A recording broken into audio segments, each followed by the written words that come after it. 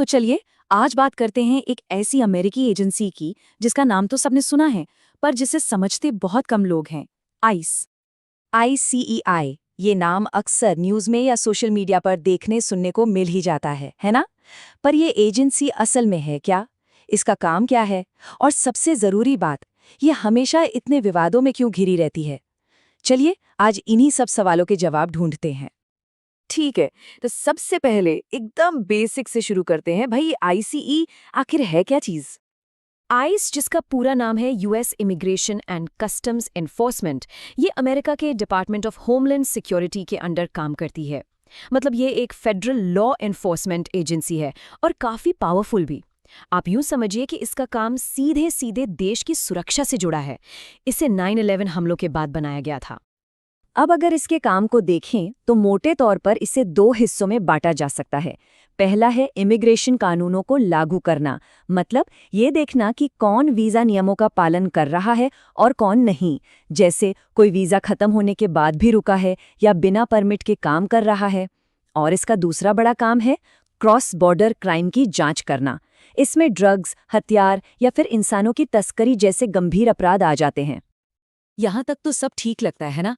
एक एजेंसी है जो कानून लागू कर रही है। तो फिर सवाल ये उठता है कि इस पर इतना हंगामा, इतना विवाद क्यों होता है? चलिए अब जरा इस कहानी के उस हिस्से में चलते हैं जहां से ये एजेंसी एक बड़ा मुद्दा बन गई। देखिए, आइस को लेकर जो पूरा विवाद है ना, उसकी कई वजहें हैं।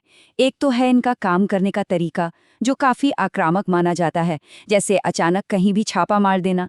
दूसरा, इन पर नागरिक अधिकारों के उल्लंघन के भी बहुत आरोप लगते हैं। और तीसरा, जो शायद सबसे पेचीदा मामला है, वो है फेडरल सरकार और लोकल पुलिस के बीच बढ़ता हुआ तनाव। और ये जो तीसरा पॉइंट है ना, यहीं पर मामला असल में बहुत दिलचस्प हो जाता है, क्योंकि ये लड़ाई अब सिर्फ इमिग्रेशन की नहीं रह गई है। ये लड़ाई है पावर की, अधिकारों की। एक तरफ है फेडरल सरकार और दूसरी तरफ है अमेरिका के राज्य। तो देखिए झगड़ा किस बात पर है।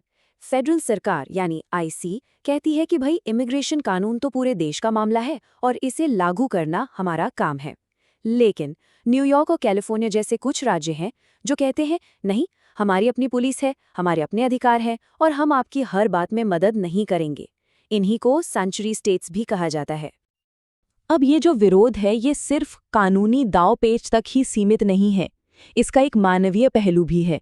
जो लोग इसका विरोध करते हैं, उनका कहना है कि आइस के एक्शन की वजह से परिवार बिखर रहे हैं, पूरी की पूरी कम्युनिटी में एक डर का माहौल है और कई बार तो लोगों के नागरिक अधिकारों का भी हनन होता है। चलिए, अब इस पूरी बातचीत को एक खास नज़रिए से देखते हैं, भारतीय समुदाय के नज़रिए से। अमेरिका में जो लाखों भारतीय छात्र, प्रोफेशनल्स और उनके परिवार रह रहे हैं, उन पर इन सब चीज़ों का क्या असर हो रहा है? साफ सी बात है, इस पूरे माहौल ने भारतीय समुदाय में भी एक चिंता पैदा कर दी है। लोगों के मन में अपने वीजा स्टेटस को लेकर, डिपोटेशन के डर को लेकर और अमेरिका में अपने भविष्य को लेकर कई तरह के सवाल और बेचैनी है। और ये जो चिंता है ना, ये सिर्फ वीज़ा की एक्सपायरी डेट को लेकर नहीं है। ये एक तरह का मेंटल स्ट्रेस है, एक अनिश्चितता है। जैसा कि कई रिपोर्ट्स में भी सामने आया है कि एक छोटी सी गलती, बहुत छोटी सी गलती, जैसे कुछ दिन वीज़ा ओवरस्टे कर लेना या अनजाने में कोई ऐसा काम कर लेना जिसकी इजाज़त नहीं है, ये भी एक बड़ी मुसीबत खड़ी कर सकता है। और ऊपर से वो वायरल वीडियोस हम सब ने देखे हैं ना, निकाब पहने हुए एजेंट्स अचानक कहीं से लोगों को पकड़ कर ले जा रहे हैं, परिवार रो रहे हैं। ये तस्वीरें जाहिर हैं बहुत परेशान करने वाली होती हैं और इनसे डर बहुत तेजी से फैलता है।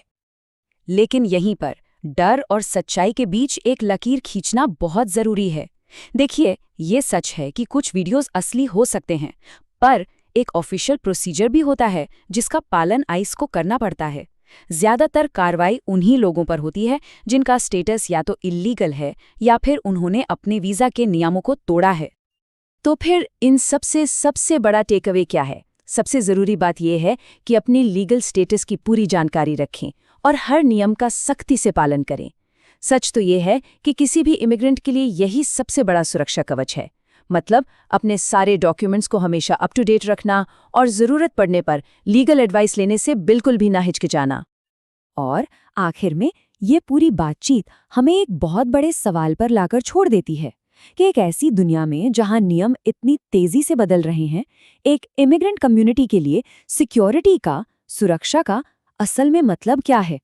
ये एक ऐसा सवाल है जो सोचने पर मजबूर करता है।